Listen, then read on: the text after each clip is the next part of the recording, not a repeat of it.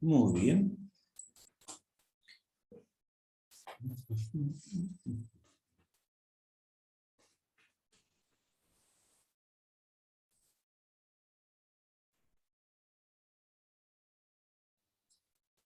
Bueno, retomamos.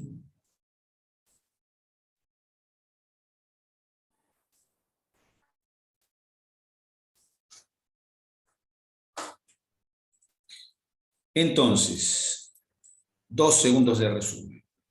Esto que hablamos sobre los lípidos es el transporte de los lípidos. Es decir, que lo que hicimos ahora fue conversar sobre inicialmente es el destino de los lípidos. Es decir, comí y dónde fueron a parar esos lípidos que comí.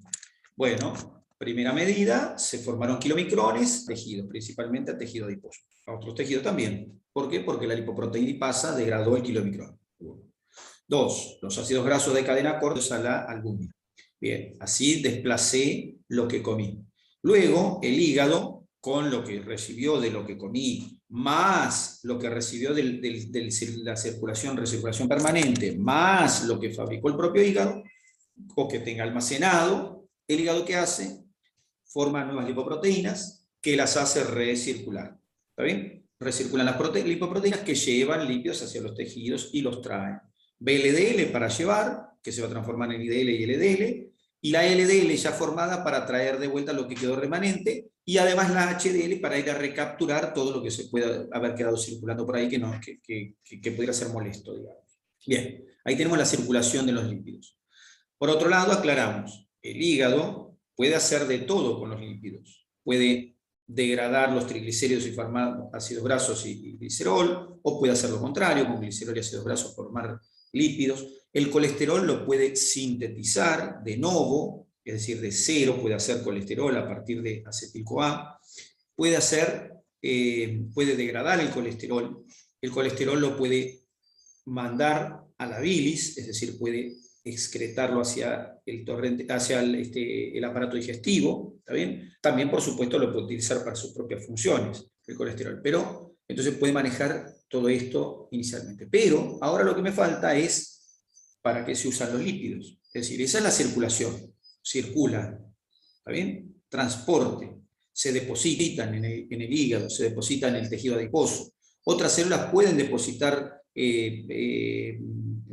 grasa. Sí, algunas células pueden, el músculo puede depositar algo de grasa, ¿está bien? Pero las células que tienen la capacidad de depósito son el tejido graso, el tejido adiposo, perdón, y el hígado, son los dos órganos que están destinados a depositar grasa. ¿Cómo se deposita? ¿Todo es acumulable? Solo en enfermedades. Generalmente el fosfolípido se recambia y se reutiliza.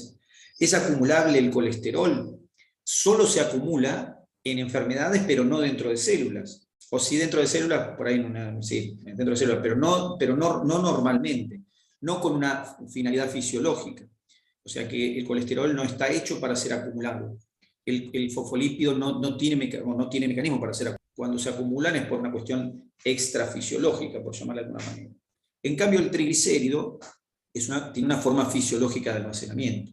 Y eso es porque el triglicérido puede utilizarse escindiéndolo, primero ácido graso y luego escindiendo la molécula de ácido graso, puede utilizárselo para obtener energía.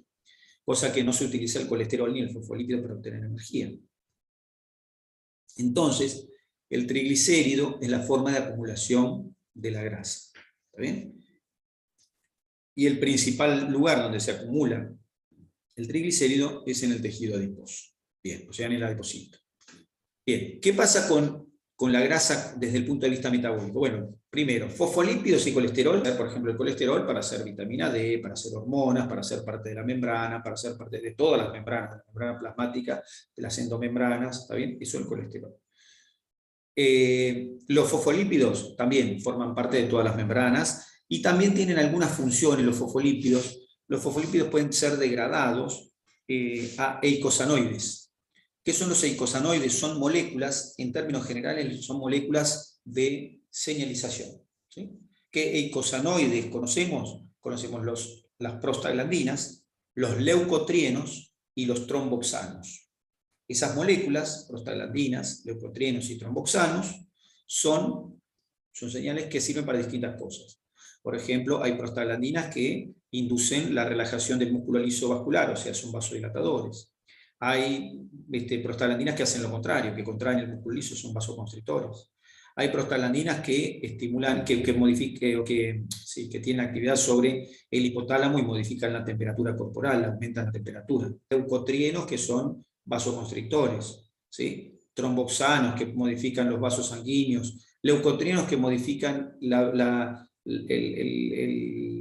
el árbol bronquial, es decir, son señalizadores de distinta clase, ¿sí? Los leucotrienos se los denomina con una, o se los identifica con la letra L y T, LT, y una letra y un número. Por ejemplo, el leucotrieno B4, que es broncodilatador, broncoconstrictor, leucotrieno B4. Las prostaglandinas se las denomina con una letra P, una G, y luego otra letra, que puede ser, por ejemplo, una I, y un número, prostaglandina I2, PGI2, prostaglandina I2, por ejemplo, que es un vasodilatador, o por ejemplo, o cualquier otra, prostaglandina E, prostaglandina, cualquier prostaglandina. Y después los tromboxanos se los denomina con la letra TX, y luego una mayúscula, una letra mayúscula, por ejemplo, tromboxano A2, letra y número. O sea que estos eicosanoides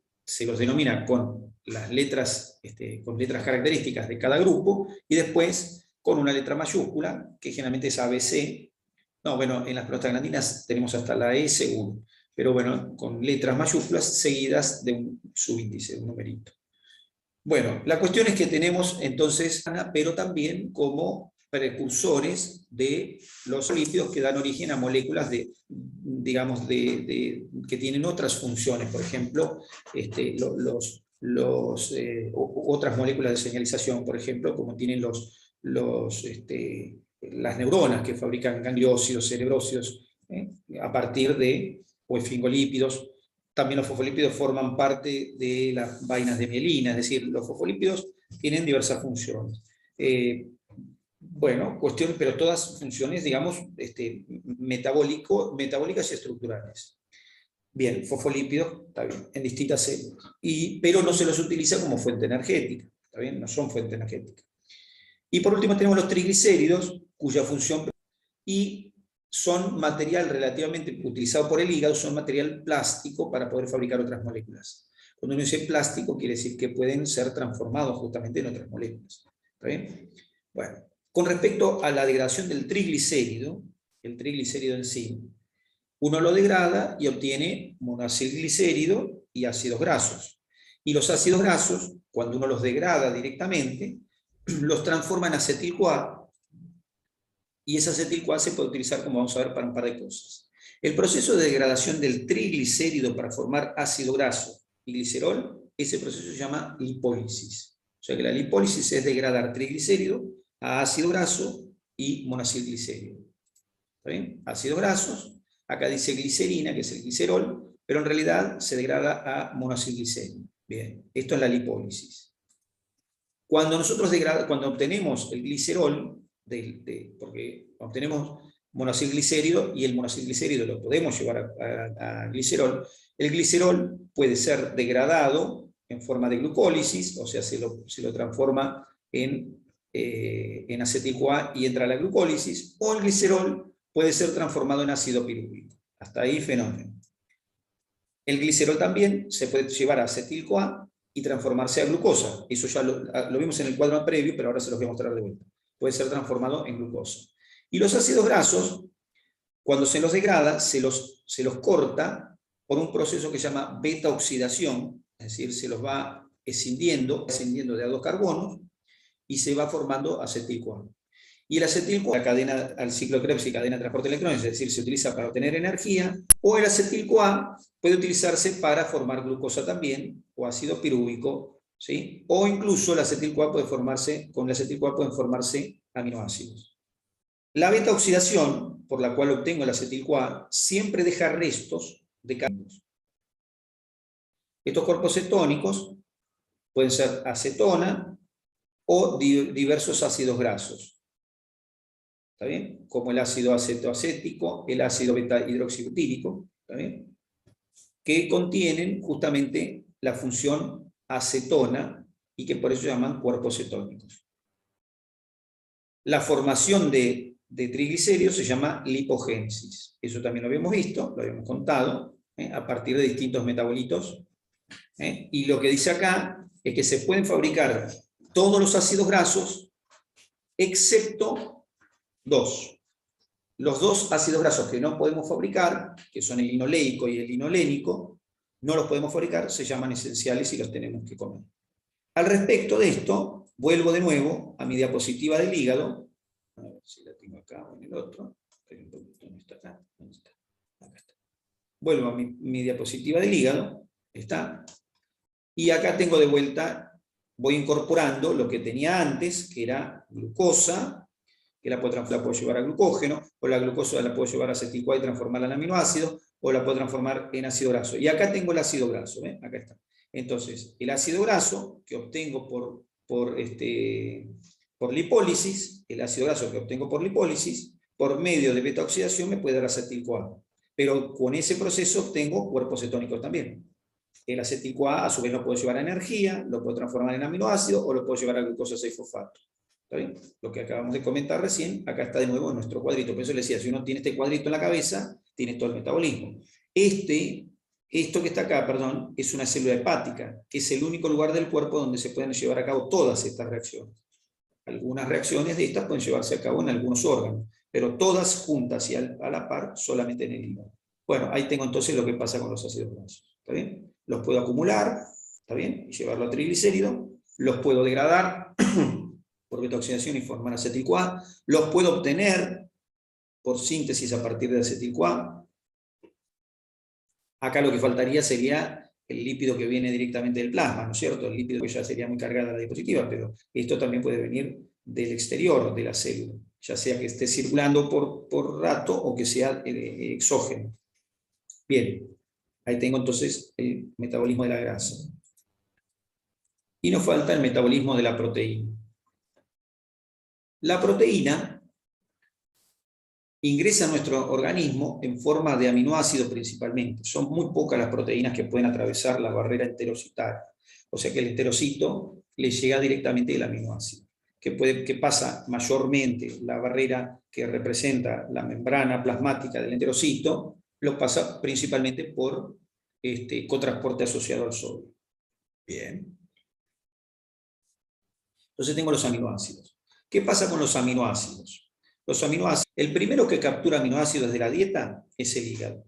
Y el hígado es el órgano que balancea los aminoácidos que hay en el plasma. Es decir, el plasma tiene aminoácidos que permanentemente son sacados del plasma y vueltos al plasma. Bueno, todas las células que son capaces de captar aminoácidos, el hígado también. Pero el hígado es que aminoácidos para que la cantidad de aminoácidos que haya en el plasma sea más o menos siempre la misma. Bien, los aminoácidos entonces se utilizan para hacer proteínas. Eso se llama anabolismo proteico. Las proteínas a su vez forman estructuras, son enzimas, forman parte de secreciones, etc. Entonces ahí tenemos las proteínas. Las proteínas... Claro, en realidad acá hay 9, hay 10. Acá hay 10. La arginina ya la saqué porque ya está. En realidad hay 9, pero en realidad son 8. Pero es que hay uno que está de más. Treonina, isoleucina, histidina, valina, treonina, fenilalanina, metionina, lisina, y este que puse, leucina. Este sacamos también. Sacamos leucina, sacamos arginina y nos quedan 8. O sea, en la medida que nos enteramos que un aminoácido se fabrica en el cuerpo, lo vamos sacando de los aminoácidos esenciales. Tengo aminoácidos esenciales y el resto de los aminoácidos. Nuestras proteínas están constituidas básicamente por 20 tipos de aminoácidos. ¿Está bien? Que inicialmente se decía que eran esenciales, después fueron disminuyendo, ahora tenemos poquitos esenciales, cada vez menos esenciales. Los aminoácidos forman las proteínas. Perfecto. Eso se llama anabolismo. Todas las células pueden fabricar proteínas. Todas las células fabrican proteínas porque todas las células tienen ribosomas. No hay célula del cuerpo que no fabrique proteínas. Ahora, las células pueden fabricar proteínas para sí mismas, ¿está bien? Las proteínas propias, o pueden fabricar proteínas para exportar, proteínas de exportación. Las proteínas de exportación pueden ser proteínas hormonales, pueden ser proteínas enzimáticas, pueden ser proteínas de señalización, no sé, pueden ser proteínas de lo que fuera. Las células fabrican entonces las proteínas con los aminoácidos que hay en la sangre. Para que haya aminoácidos en la sangre, tienen que estar, primero tenemos que ingerir los aminoácidos. Si no los ingerimos, no los obtenemos. Pero el hígado es capaz de fabricar algunos aminoácidos. Es capaz de fabricar algunos aminoácidos. Ahora lo vamos a ver. ¿Cómo puede fabricar aminoácidos el hígado? Bueno, toma una molécula, toma un aminoácido, le saca el grupo amino al aminoácido y se lo pasa a la molécula previa y la transforma en aminoácido. O sea, toma un ácido, en realidad, toma un ácido, que puede ser un alfa-cetoácido, o cualquier otro alfa-ácido, y le transfiere un grupo amino y lo transforma en un aminoácido. O sea que los aminoácidos se pueden fabricar en el hígado, los aminoácidos, pero además podemos fabricar algunos aminoácidos. Así es como llegan los aminoácidos al plasma. Luego circulan por las células que los utilizan para la síntesis proteica. Los aminoácidos pueden circular libres o pueden circular unidos a proteína en el plasma. ¿De acuerdo? Pero la mayoría de los aminoácidos pueden circular libres porque son solubles en agua. Bien. Para sintetizar proteínas, acá tenemos por lo menos 4 hormonas que estimulan la síntesis proteica. La hormona de crecimiento, G es de growth, crecimiento, hormona de crecimiento, la H de hormona, la G de crecimiento. La T4, que es la tiroxina, la hormona que fabrica la tiroides, T4, la insulina, que la fabrica el páncreas, ya la vimos, la testosterona, que la fabrica principalmente el testículo, son hormonas que estimulan a todas las células del cuerpo. Para ahí estas hormonas. Si no tenemos estas hormonas, entonces nuestra vida corre riesgo. ¿Está bien? Bien, entonces tengo que las proteínas las sintetizan todas las células a partir de aminoácidos, de los cuales hay algunos esenciales, por estimulación por parte de hormonas. A su vez, los aminoácidos los obtenemos de la dieta o tenemos la capacidad de fabricarlos en el hígado, por transaminación. ¿Está bien? Bien. Luego tenemos la degradación de la proteína. La degradación de la proteína o catabolismo proteico, transformarlas en aminoácidos. Es decir, degradamos la proteína y obtenemos a partir de eso aminoácidos. ¿Está bien? Ese proceso se llama catabolismo proteico. ¿Quién puede llevar a cabo el catabolismo proteico? Todas las células.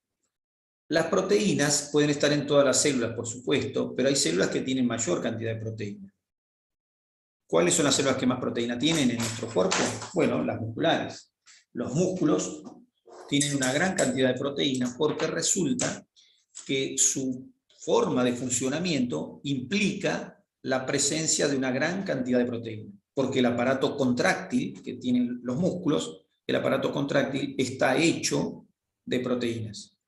¿Se entiende? O sea, como el aparato contráctil trabaja de eso, gran parte de la célula muscular contiene proteína. Por eso, cuando nosotros queremos que una persona coma proteína, ¿qué le decimos que coma? Carne. Carne, que la carne es el músculo de la vaca.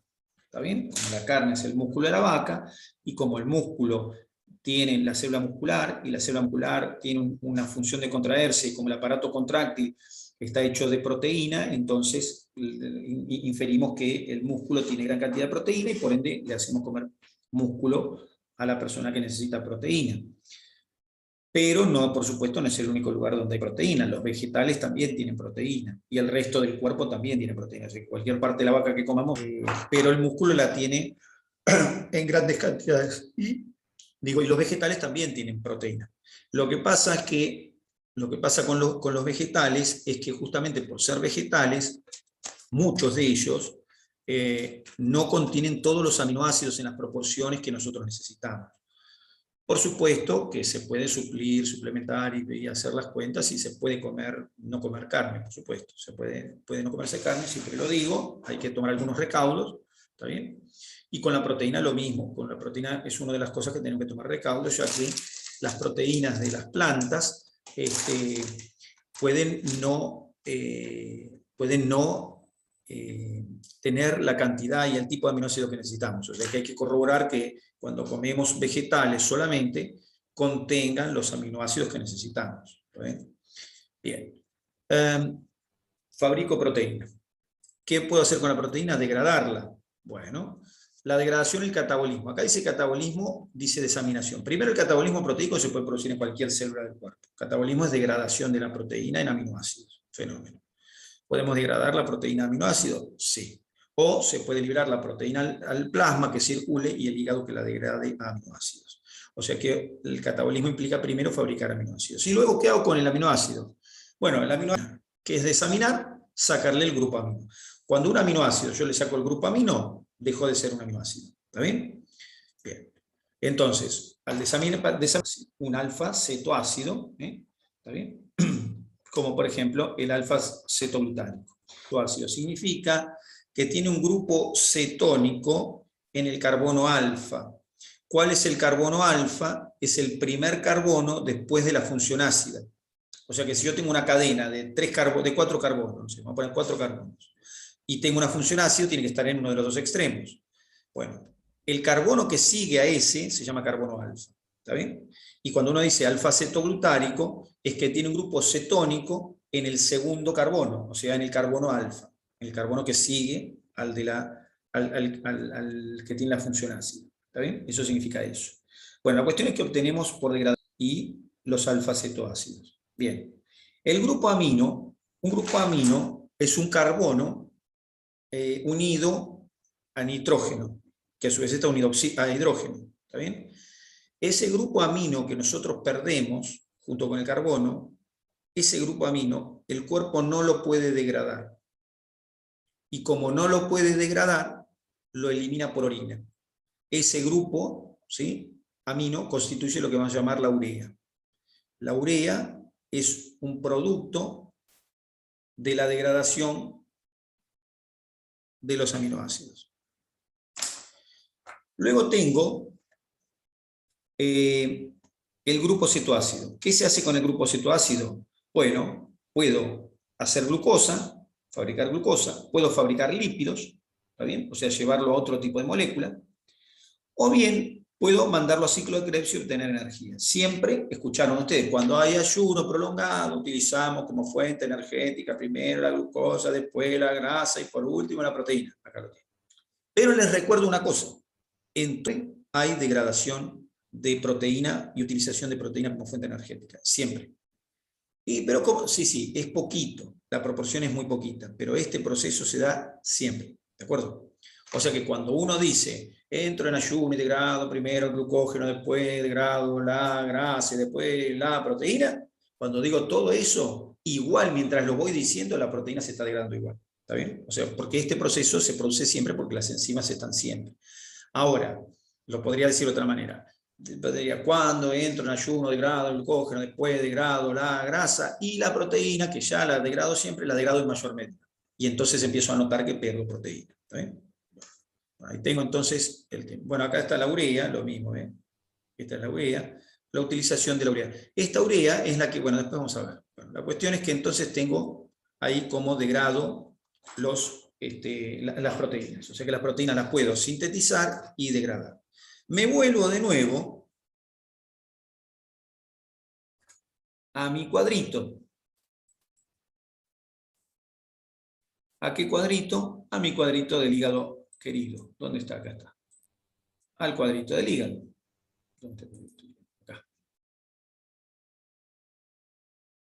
En mi cuadrito del hígado, ahora incorporo a mi amigo, a mi último amigo. ¿A quién? A los aminoácidos. Acá están los aminoácidos. Se desaminan. Queda un alfa-cetoácido. Queda el grupo amino que se transforma en urea. Listo.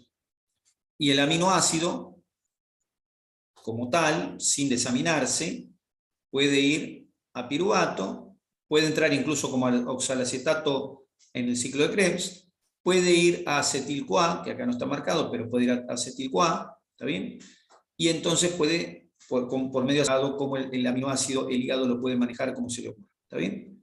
Ahora me falta una cosa más, que es lo siguiente. El aminoácido lo puedo desaminar, pero puedo transaminar. Acá me pone un acetil-CoA, me faltaría otro aminoácido aquí al lado, otro aminoácido, ¿está bien? Le cede al acetil-CoA su grupo amino y transforma en un aminoácido. ¿Está bien? O sea que eso se llama transaminación. Transaminación es pasarle un grupo amino de un aminoácido, principalmente de aminoácidos, un grupo amino de un aminoácido a otro, de modo tal que el aminoácido original se desaminó y perdió el aminoácido, y el otro se transformó en aminoácido. O sea que puedo, por proceso de transaminación, puedo fabricar aminoácidos. ¿Está bien? Puedo tener una cadena de 4 carbonos con un alfa-cetoácido, ¿no es cierto? Como alfa-cetobutírico, tengo la cadena de 4 carbonos, y resulta que tengo otro aminoácido, se lo pongo al alfa-cetoácido y lo transformo en ácido aspartico, en aspartato, que es el aminoácido, que es un aminoácido, el aspartato, ¿no es cierto?, de 4 carbonos. Entonces puedo transaminar, es decir, y moléculas que están, y alfa-cetoácidos que están desaminados. Bien. O sea que también puedo sintetizar aminoácidos. Esa tarea la hace solamente el hígado. ¿Está bien? Los aminoácidos del plasma los puede desaminar. Bien, entonces ahí tengo el ciclo de todas las moléculas de nuestro organismo. Respecto de grasas, sí, bueno, el colesterol habíamos mencionado, que el hígado puede fabricar colesterol de nuevo. Perfecto. Bueno, entonces hemos visto en términos generales moléculas con otras macromoléculas, por lo menos como para tener una noción de qué se trata esto. Bien, desde el punto de vista fisiológico entender esto. Entonces, una vez que vimos esto, les cuento lo siguiente, les cuento. En última instancia, todas las moléculas tienen una función determinada, pero en el metabolismo las moléculas pueden degradarse para obtener energía. Es decir, podemos degradar triglicéridos a ácido graso y degradar el ácido graso para obtener energía, podemos degradar para obtener energía, podemos degradar la glucosa o los glúcidos para obtener energía. O sea, todas las moléculas pueden darnos energía. La energía que nos dan se mide en forma de calor capaz de fabricarse en la degradación. Es decir, nosotros medimos la capacidad de fabricación de calor de las moléculas degradadas, y así sabemos cuánta energía nos dan las moléculas. A ese proceso, a esa medida o a la unidad que represente el calor, ¿no es cierto?, que se produce en una degradación, a ese llamamos caloría.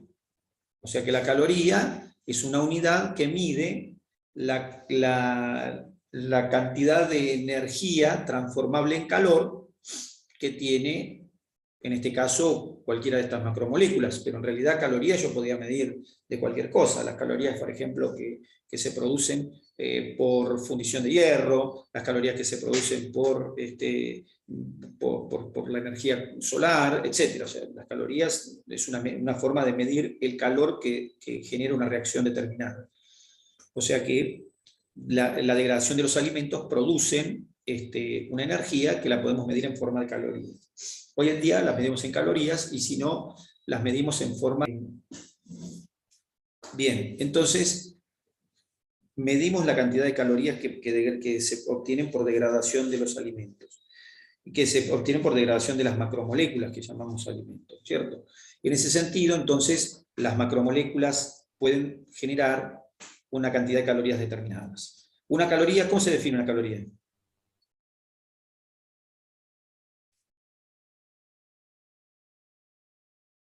La caloría es una cantidad de energía, que es la que se necesita para calentar 1 gramo de agua, 1 grado, entre los 14 y los 15 grados, a temperatura ambiente de 20, con una presión atmosférica de 1 atmósfera. Parece un destrabalengua, pero no lo es. Es decir, esto es así. Es como si yo prendiera un fósforo, ¿no es cierto? Prendo un fósforo que emite un fuego, un calor, ¿no es cierto? Y tengo un tachito con un poco de agua y lo caliento con el fósforo. Pero si yo caliento ese tachito con ese fósforo en el medio del desierto del Sahara con 40 grados, la temperatura que voy a obtener con el agua va a ser una. Pero si hago ese mismo cosa, porque con el mismo calor en la Antártida no voy a poder calentar la misma cantidad no le voy a poder imprimir la misma temperatura a ese frasquito. Entonces tengo que aclarar que la temperatura ambiente tiene que ser una determinada. Por otro lado, no es lo mismo empezar a calentar agua desde 0 grado a 1, mandar agua de 0 a 1, que mandar el agua de 14 a 15 grados, porque la cantidad de calor que necesito para hacer los dos procedimientos es diferente. Entonces se estandariza y se pone temperatura ambiente, presión atmosférica, la temperatura que tenía que tener el agua antes de empezar a calentarse, la cantidad de agua que tenía que haber en el tachito, ¿no es cierto? Y entonces ahí obtenemos lo que es una caloría. ¿Está bien? Una vez sabido esto, sabemos que 1 gramo de cada macromolécula produce una cantidad de calor determinada para calentar de una manera diferente. Entonces, 1 gramo de lípido produce 9 calorías. Es decir, cuando quemo 1 gramo de lípido, yo puedo ese frasquito de 1 centímetro cúbico con esa agua. ¿Está bien? Si los que degrado son glúcidos, lo que obtengo son 4 calorías por gramo. Por 4, ¿Cómo? y las proteínas también. Y la proteína, bueno, la proteína en realidad puede producir 5,3 calorías, pero en nuestro organismo, como queda la urea que no la podemos degradar, entonces no se forman 5,3 sino solo 4, porque una parte de la molécula no la podemos degradar. Como hay una parte de la molécula que no la podemos degradar, entonces no obtenemos las 5,3 calorías, sino que obtenemos solo 4. ¿Está bien? Bien, entonces tenemos las calorías que producen estas moléculas cuando las degrada nuestro cuerpo en nuestro metabolismo. ¿De acuerdo? O sea que ahí tenemos el metabolismo de nuestras macromoléculas. Bien.